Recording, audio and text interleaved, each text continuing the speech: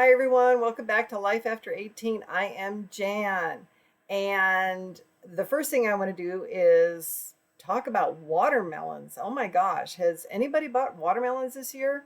It seems to me that something has gone wrong with that process.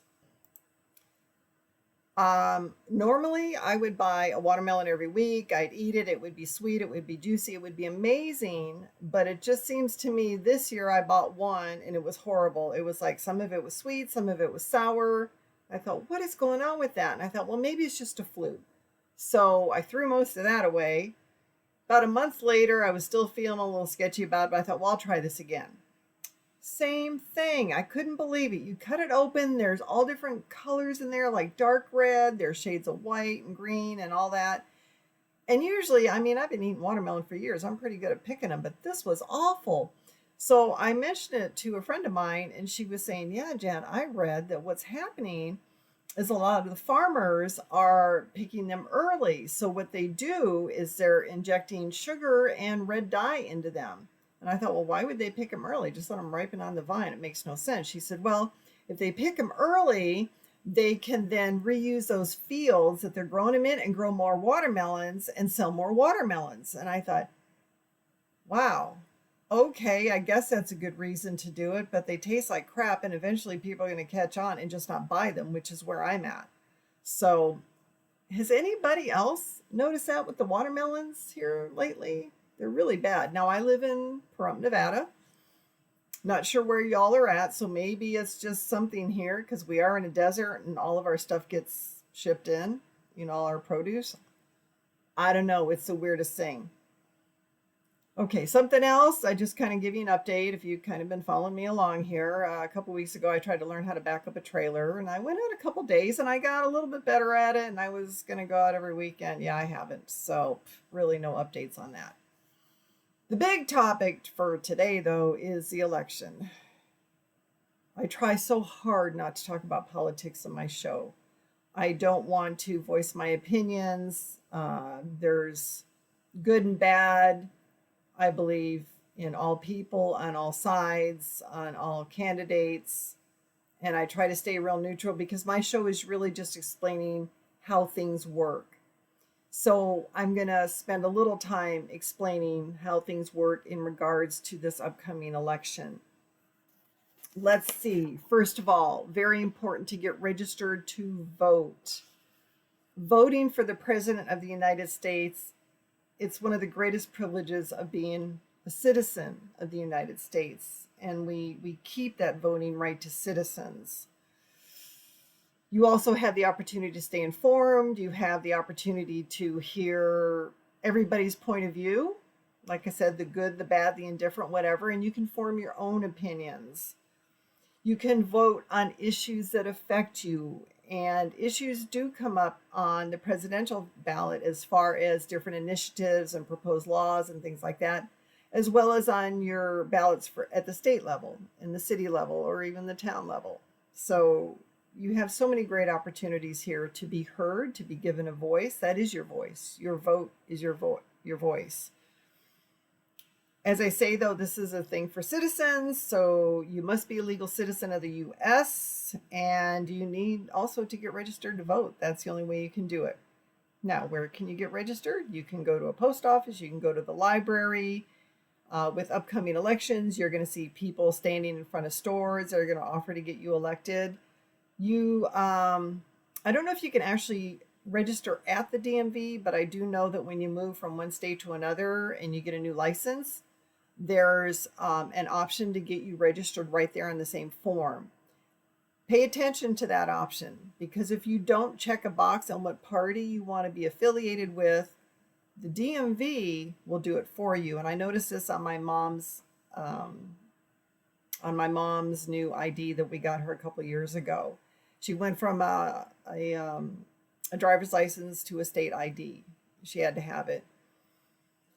And yeah, we didn't make a selection, and all of a sudden she's getting a ballot saying she's an independent. And I thought, wait a minute, my mom's not an independent. What happened there? So I went to the DMV to find out, and then, yeah, I really paid attention to that form. I hope I paid attention when I got registered. Actually, I know I did because the person who helped me fill out the form and I turned it into, she actually pointed it out to me. But with my mom, it was so much going on. I didn't think much of it. So just the point is pay attention, get registered to vote. Now, as far as your deadlines to get registered for this upcoming election, well, I noticed when I was doing research on this, all the states have different deadlines. It's really weird. I went to a site called vote.gov/register, and you can pick your state and it'll show you all the deadlines for your state. Here in Nevada, your online registration deadline is October 23rd. And yes, I'm reading it. I don't have this memorized. Online registration, October 23rd. Register by mail is October 8th. It has to be postmarked October 8th. Postmark means when you take it into the post office, the lady accepts it from you and she postmarks it before it goes out, okay, and gets delivered. So postmarked October 8th, and then in-person registration deadline is actually the date of the election, November 1st. Oh my God, can you believe I said that? November 5th. November 5th, that's Tuesday. That's like election day. So you can actually do an in-person registration on the day you want to vote. Very interesting, right? Mark your calendar, get up off your butt, get registered, get it done as soon as possible, regardless of the deadlines. Again, the election is November 5th. Early voting begins on Saturday, October 19th and runs through Friday, November 1st. Okay, October 19th through November 1st. Those are your early voting dates. So another cool thing I learned while I was online looking up all this information is I learned that if you are 17 years old and you will have an 18th birthday before that election on November 5th, you can get registered to vote. You can pre-register before your birthday. Is that cool or what? So get out there and do that. 17-year-olds. Those are usually kids in high school. I mean, I was 17 in my senior year in high school. So it happens. But get registered if you have an election coming up. And we do, November 5th. Way to register online. I have a website here for you. It is registertovote.nv.gov. And that's all spelled out as far as register to vote .n as in Nancy, V as in Victory, .gov. Register to vote.nv.gov. And that's where you can register online. Pretty cool, huh? All right, so, got a little itch going on there. Let's straighten me out. Wow, I'm really crooked now, huh? It's funny, when I reverse the camera, I had to reverse the camera because there were some things I want to write and I want you to be able to read it. So yeah, this is just really weird working with that. Okay, I'm done playing. I think I'm done playing, yeah. Okay. All right, a lot of controversy in this election because of Biden stepping out of the race. Make a note, Biden stepped out of the race. He did not step out of office. So Kamala is not our president right now. Biden is our president right now. Get that one straight. And the only reason I bring that up is because I recently talked to somebody who thought that Biden stepped out of office. And they said Kamala's in office as the president. I thought, well, she's in office as the vice president because Biden didn't resign. So he's still our president. Whether you like it or not, that's kind of how it works. All right. But the thing is, Biden was running for president. Biden did partake in the primary earlier this year. And out of the handful of Democrat primary options, he won the primary. So he technically should be on the ballot in November for president. That's the whole point of primary elections. You vote in them because you get this ballot that has all these people who put in applications saying that they want to run for president in November. But we want a small, simple ballot in November, so we have a primary. Now, the people who are not on there are the independent options. Okay, so people who are registered as independent voters, they don't vote in the primary. They still vote in November, though, and they still have all their options in November. In the primary, though, Kamala wasn't listed on that as a candidate for president. See, that's where the controversy is. Biden was. She was a candidate for vice president. So Biden won for the presidential role, not Kamala. I'm really blowing this one. Trump won for as a Republican candidate for the presidential role, not his vice president. He wasn't running for president. So you kind of see that little difference there. So Biden is supposed to be running in November. Trump is also running in November, and then all your independent candidates will be on that ballot as well. But Biden decided he didn't want to run this year. We're not going to get into why that happened, but he basically stepped down. Seems to me, logic says there should be another primary because there were a lot of other candidates who were running against Biden in the primary. Kamala might have been one of them. And did she drop out? No, she dropped out in 2020. That's right, because she didn't get any votes.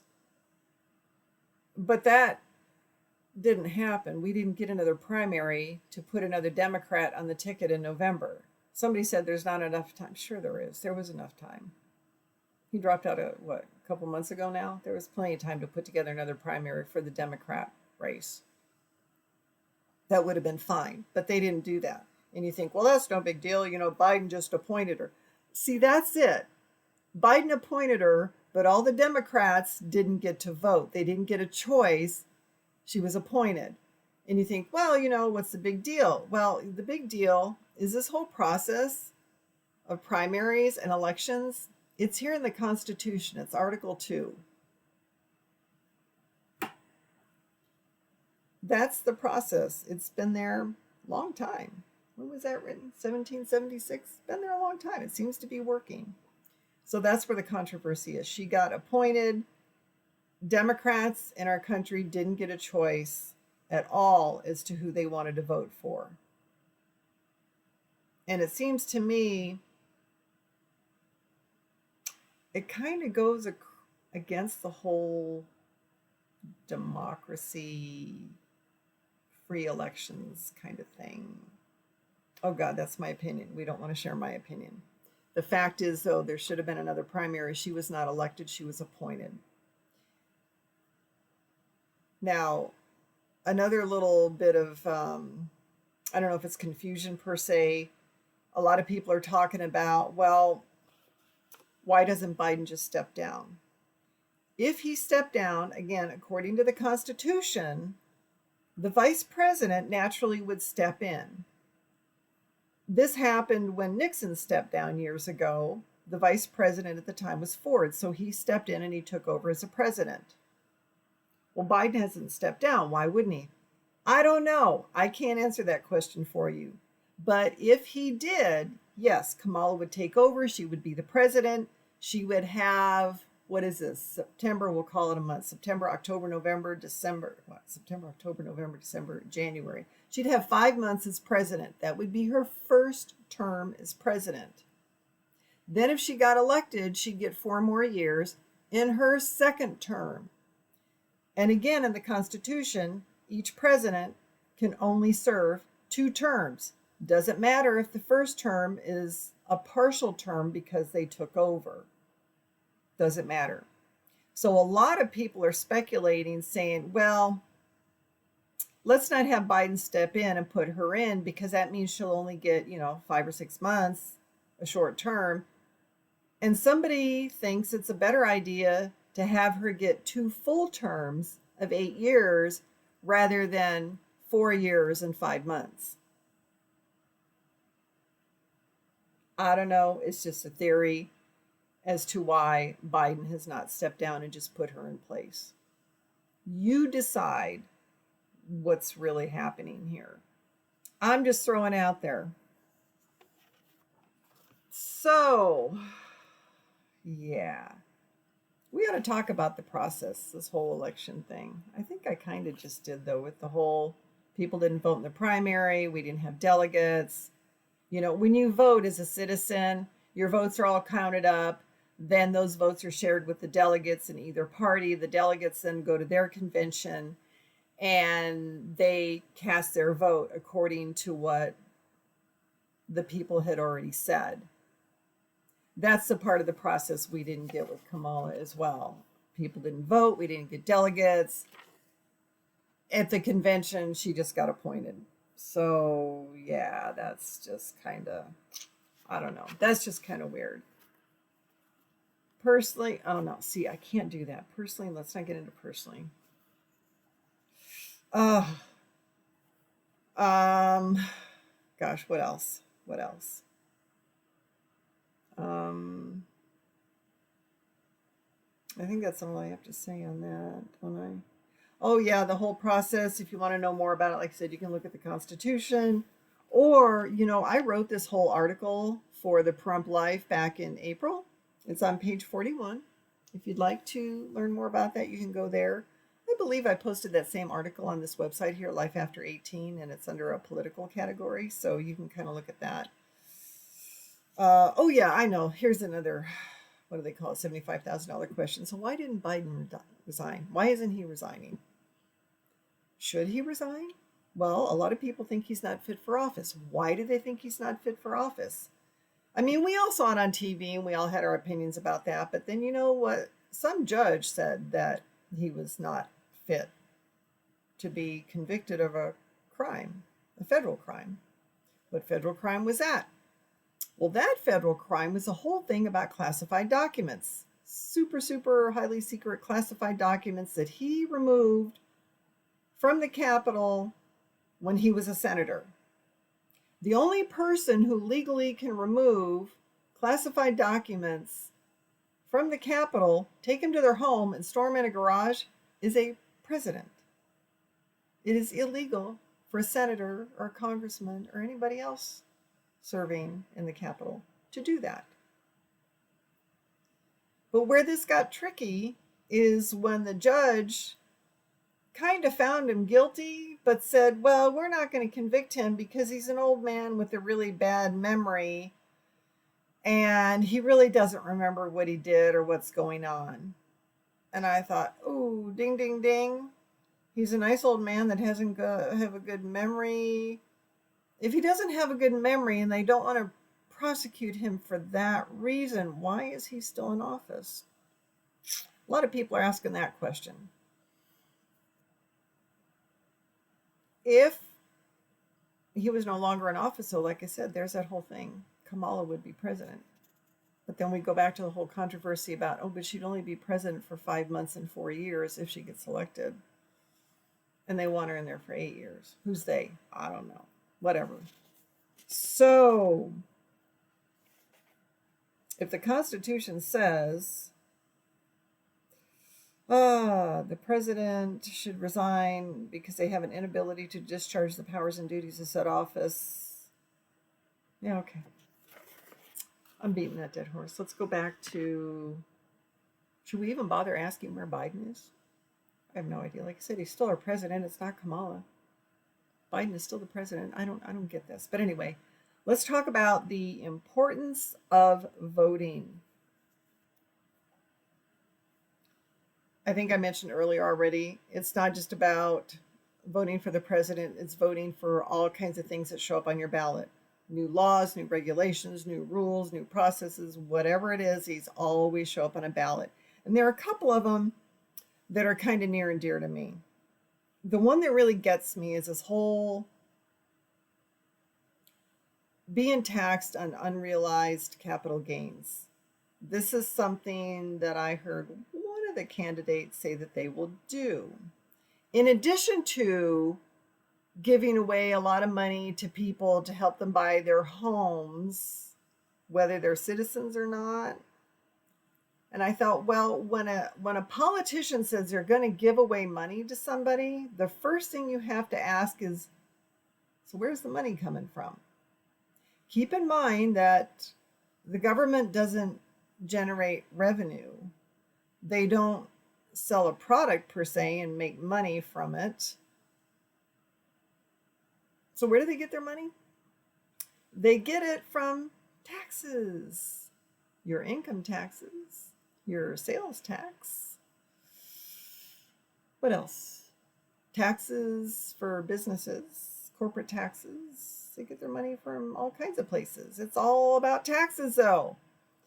Well, if they're giving away money, then it has to come from taxes. And so I have heard that this one candidate, and I've read it in a number of places, wants to impose a 25% tax on unrealized capital gains.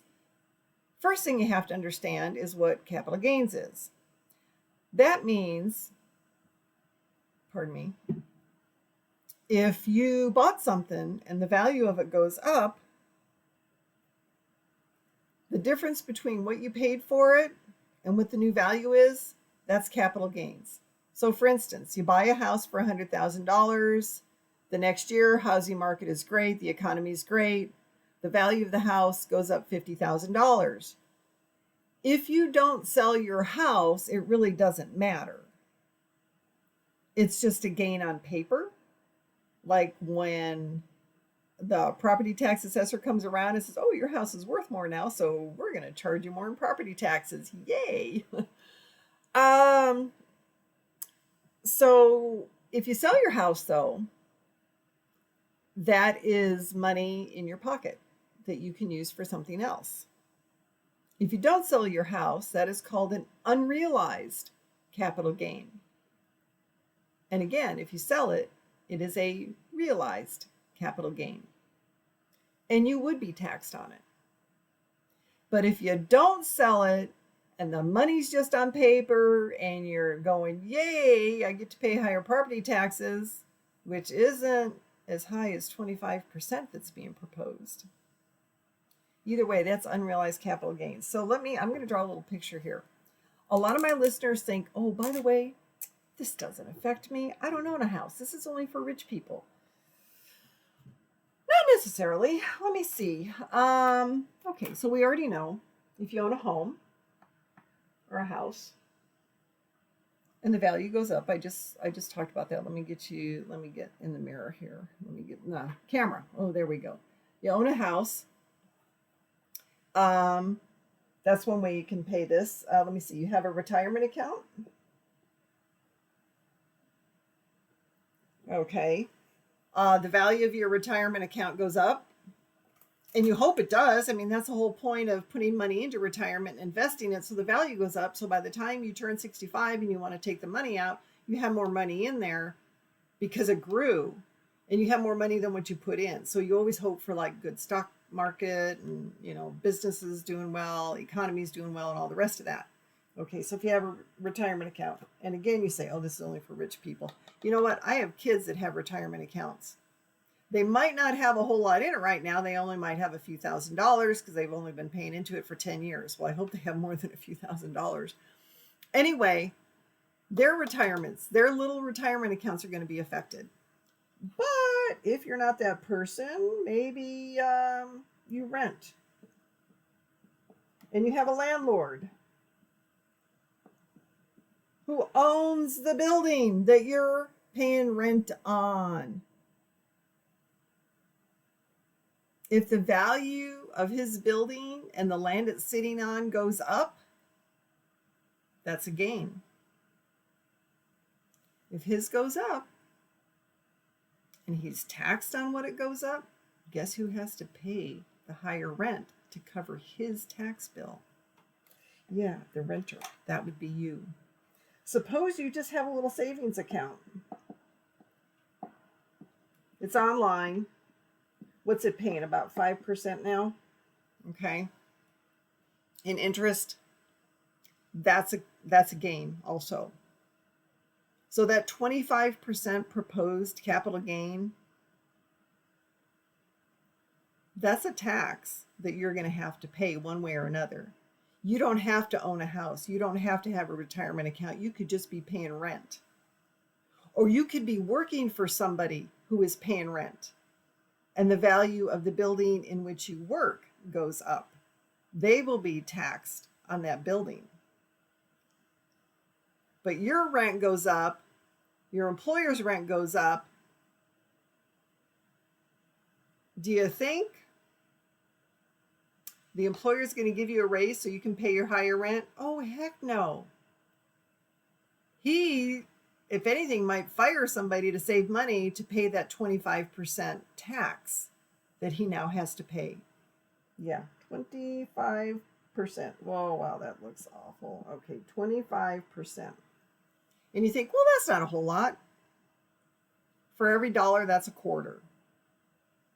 Well, let's do a little bit of math here. I saw a really cool video on this earlier. Another lady talked you through this, and it was a great example. She didn't use pictures, so I'm going to use pictures to kind of help you. So you can see the numbers, keep them in your mind. All right, we're going to start with the fantasy that you can buy a house for $100,000. And I'm using $100,000 because it's a nice, simple, rounded number, and it's easier to do the math on this, okay? So you buy a house for $100,000.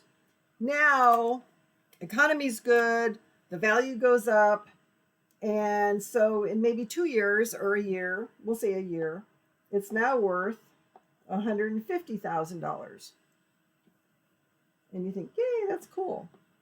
But it's only on paper because you're not selling your house. You want us to live there, right? That's kind of where my husband and I are at. However, the difference between the two is that $50,000. That is your gain. Yeah, that's your gain. Ding, ding, ding. Now, the proposal is by this candidate coming up who wants to tax us on our gains, our unrealized gains, 25%. We're not talking a quarter on a dollar here. We're talking a quarter of that $50,000. That's a lot of money. And if we have to pay that every single year, their property value goes up, that's going to kill a lot of people because, quite frankly, who's got that kind of money laying around in the bank? And oh yeah, what does that money look like? Exactly what is a quarter of that? Now I'm not going to do any division. I'm going to do a little multiplication here. So let's say, here's our 50,000 times 25%.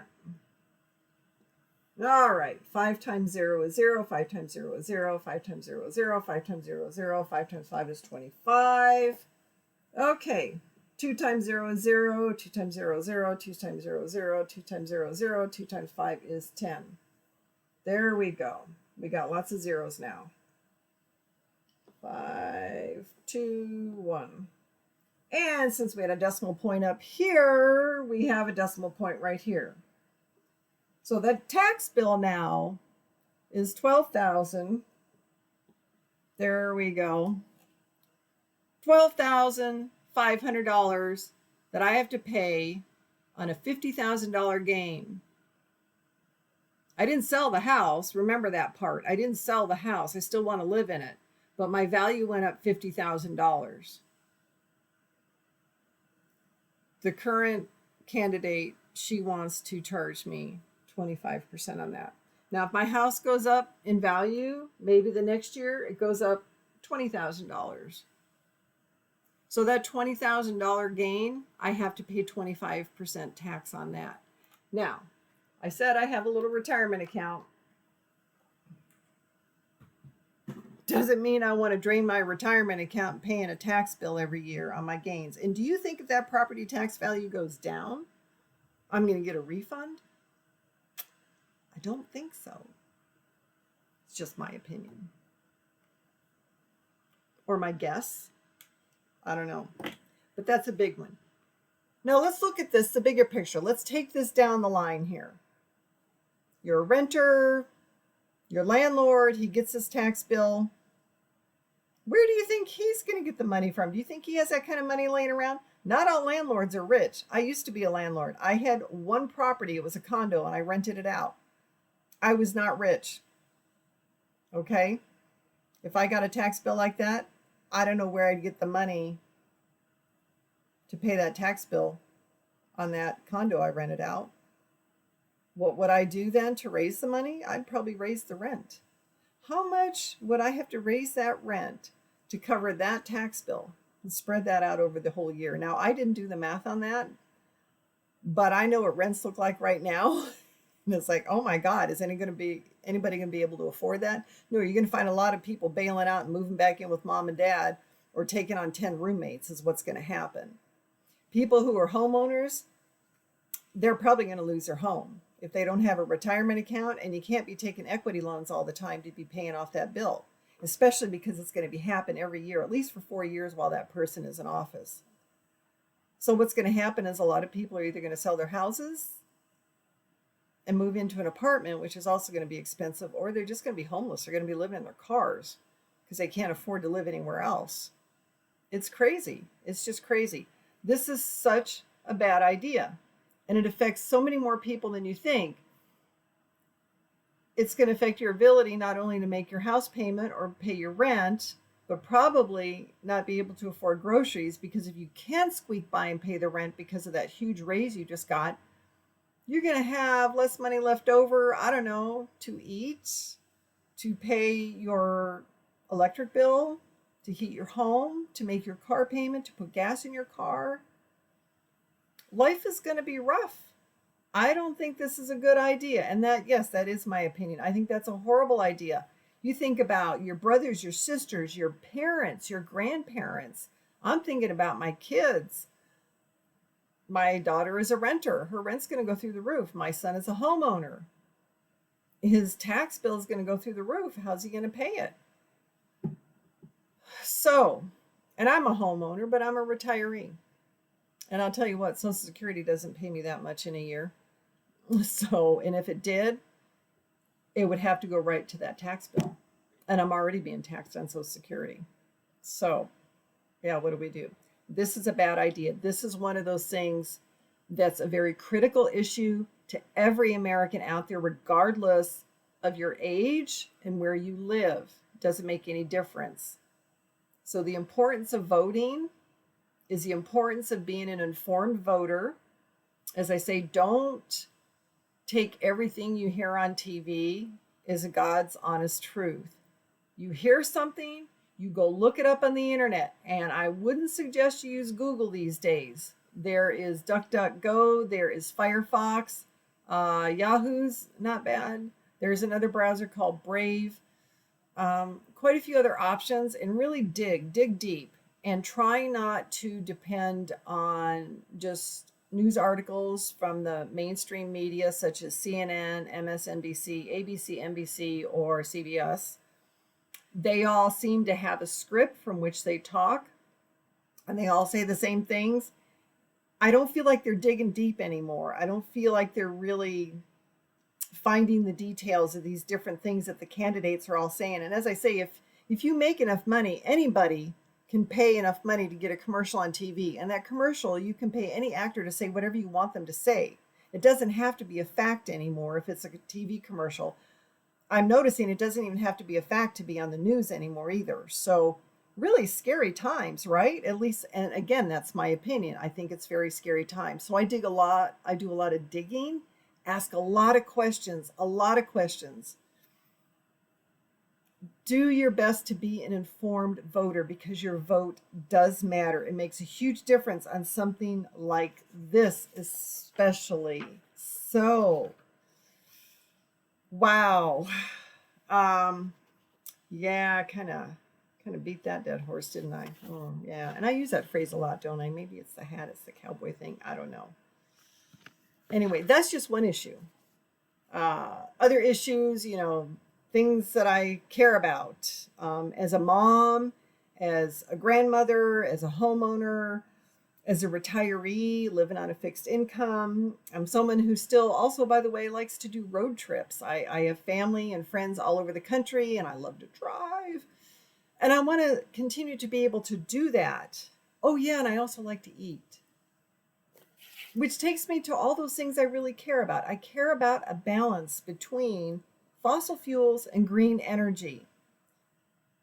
Green energy, well, and I care about that balance because green energy, I don't know, it doesn't seem to be real environmentally good.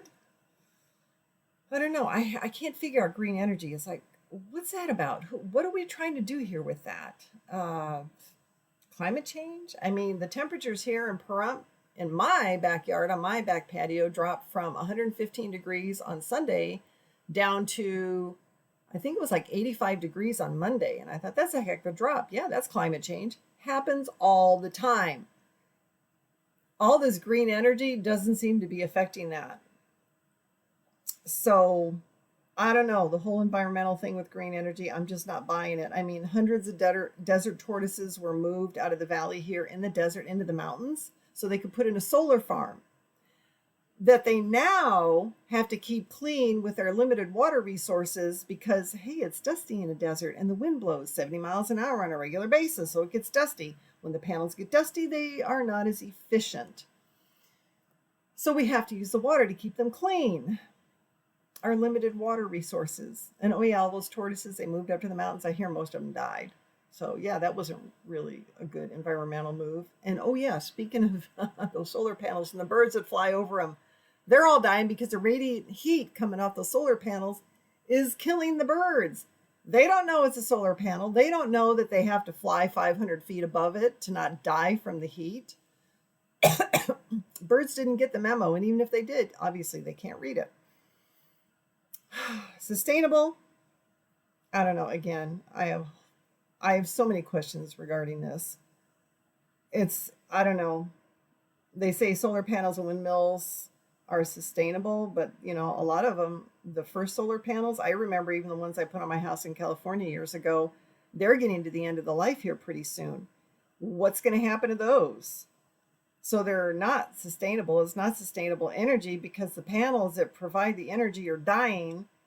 And now the panels are a hazardous waste that are getting thrown into landfills. Parts of them are being recycled, but so many are getting dumped in at the same time. I don't know how fast they can recycle that, and not all of it can be recycled.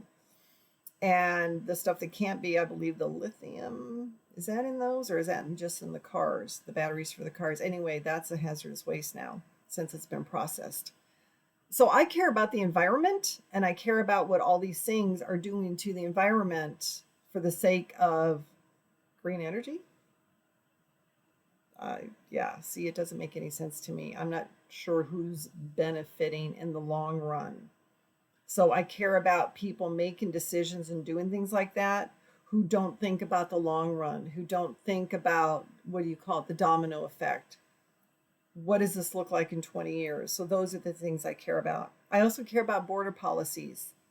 Near and dear to me because my kids both live in border states. My kids, the girls, can't go shopping by themselves with their kids because their grocery carts get robbed on their way to their car. So, that's not a good thing. And I know this for a fact. I hear about it all the time, and it just breaks my heart. So they have to go shopping with their husbands or their big best friends or whatever so that it's safe. I also care about what my kids and my grandkids are learning in school. I mean, whatever happened to learning about how to read, how to write in cursive writing, actually, too. How to do simple math, learning about American history, geography, and our Constitution, and how the government works or how it's supposed to work. I care about these things. And now it's all about teaching sex to kindergartners and second graders and how you're not really a boy if you think about girls, or I don't know what the whole deal is. This should not be taught to little kids in school. I care about this. I care about all the things I hold dear in the Constitution. Yes, free speech. Censoring our speech, this is not a good thing. I mean, didn't Mark Zuckerberg just come out and admit that he was pressured to censor posts on Facebook and Instagram that didn't agree with the current administration? And it's whatever. That's censorship. That's something a dictator does. I care about that. I don't think we should be censored. That's a constitutional thing. Actually, and I think in the Constitution it's an inalienable right. There shouldn't even be laws addressing that. Kind of makes sense to me. I care about our right to bear arms. I think the last time most times when a government tries to take your guns away from you, that means they want to control you in other ways and take away your ability to fight back. Funny how that works. And I know a candidate who is talking about a mandatory buyback program of everybody's guns.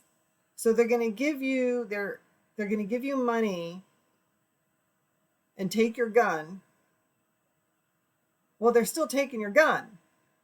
They're still taking away your ability to defend your house and your home and your livelihood. I don't know. I don't think that's good. That sounds like communism, dictatorship, bad things like that happened in other countries where that didn't work out so well. Venezuela is the one that keeps coming up, but hey, China's not doing so good with that either. I don't know how Russia's doing with that. So anyway, I care about that. I care about protecting our closed borders. I'm pretty sure the president takes an oath of office to do that. I care about that.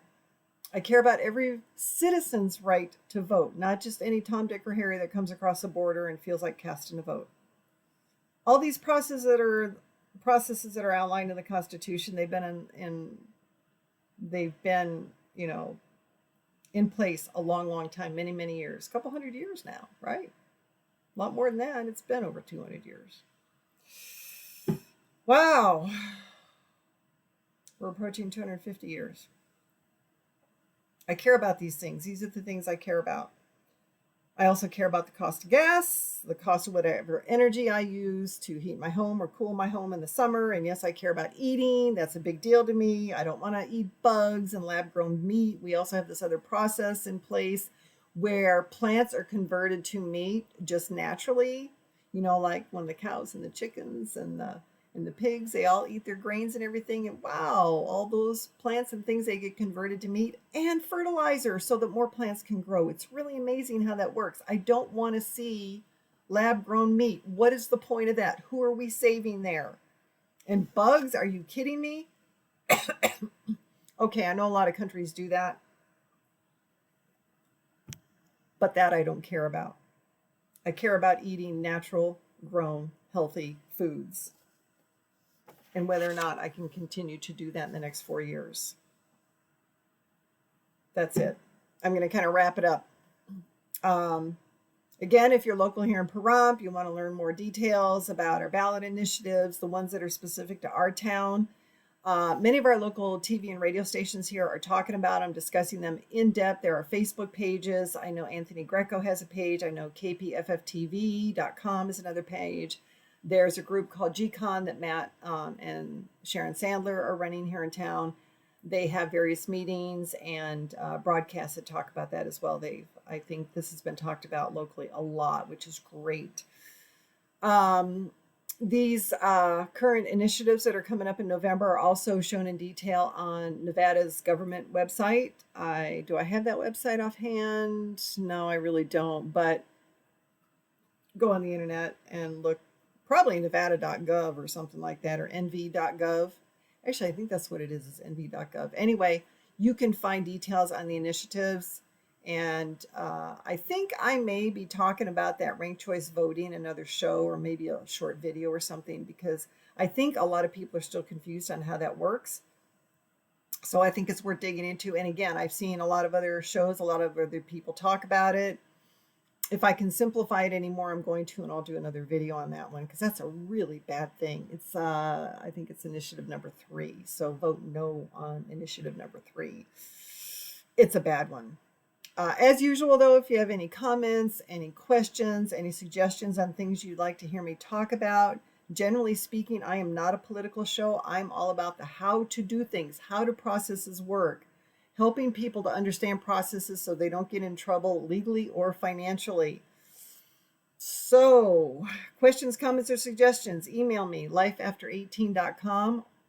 Or, and I just said that back afterwards, didn't I? My email is jan@lifeafter18.com.